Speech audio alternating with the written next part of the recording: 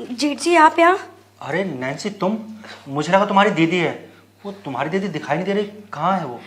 वो ना मायके गई हुई हैं। आपको तो पता है कि आज संडे, तो वो जाती हैं वहाँ पे। हाँ हाँ, मैं भूल गया था। वो तुमने बिल्कुल वैसी ही साड़ी पहनी थी ना, तो मुझे लगा तुम्हारी दीदी है। हाँ, हमने साथ में ली थी। आप सो रहे थे इसलिए उन्होंने आपको नहीं बताया। आपको कुछ चाहिए था? हाँ, वो ना मुझे प्यास लगी थी। क्या तुम मेरी प्यास बुझा दोगी? क्या मतलब है आपका? अरे मेरा मतलब है, मुझे ना बहुत तेज प्यास लगी है। जरा पानी पिला दो। अभी देती हूँ।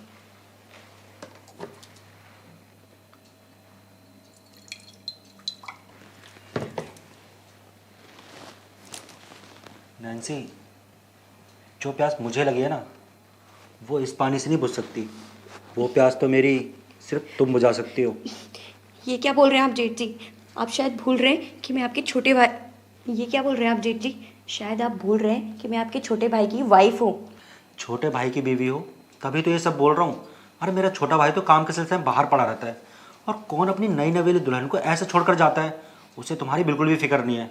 मुझसे तुम्हारा ये अकेलापन ना बिल्कुल भी देखा नहीं जाता। अरे तुम्हारी ये भरी जवानी ना बेकार हो रही है। इसे किसी के काम तो लाओ।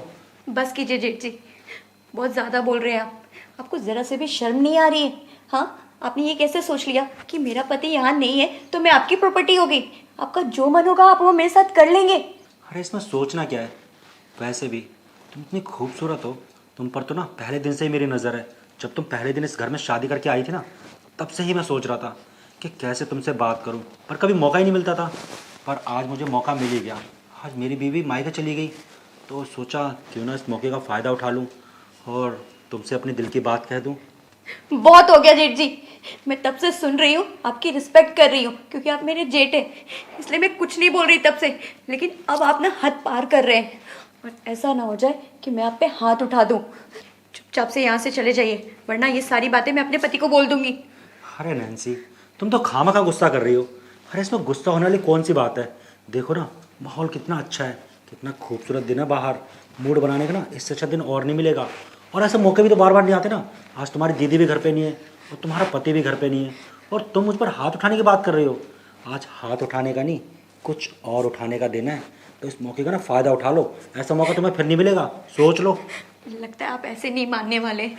दीदी को अगर बता दिया तो वो क्या सोचेंगी आपके बारे में? हाँ, रुक जाइए, मैं अभी ना अपने पति को फोन करके बता ही देती हूँ। अरे नैन्सी, मेरी बात तो सुनो।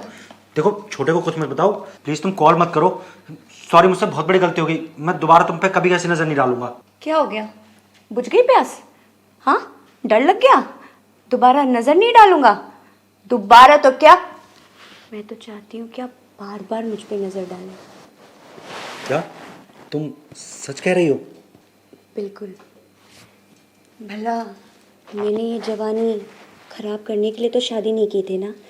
आपने बिल्कुल सही कहा जेठ जी कि मेरे पति को तो बिल्कुल भी फिक्र नहीं है, ना मेरे प्यार की और ना मेरी जवानी की। आपको तो फिक्र हुई मेरी, लेकिन मैं एक बात जानना चाहती हूँ। मेरा पति तो नहीं है मेरे साथ, लेकिन आपकी पत्नी तो है आपके पास, फिर क्यों मेरी ज़रूरत पड़ गई आपको? हर मर्द को ना नई चीज़ चाहिए होती है। हर इंसान है एक चीज़ खा खा कर ना बोर हो जाता है, तो वो नई नई चीज़ें ढूंढता है। और वो नई चीज़ ना तुम्हारे अंदर है। जो बात तुम में है ना, वो शायद उसमें नहीं है। बस इसीलिए मैं तुम पे ना फिदा हो गया। ये बात सही कह रहे हैं आप। और यहाँ ना मर्द के लिए सिर्फ लागू नहीं होता, औरत को भी अब ना नई नई चीज़ों की तलाश होती है। क्या पता कौन ज़्यादा खुश करते है उसे। दीदी को तो आपने बहुत खुश रखा है, तभी तो उन पे दिन पर दिन निखार चढ़ता जा रहा है।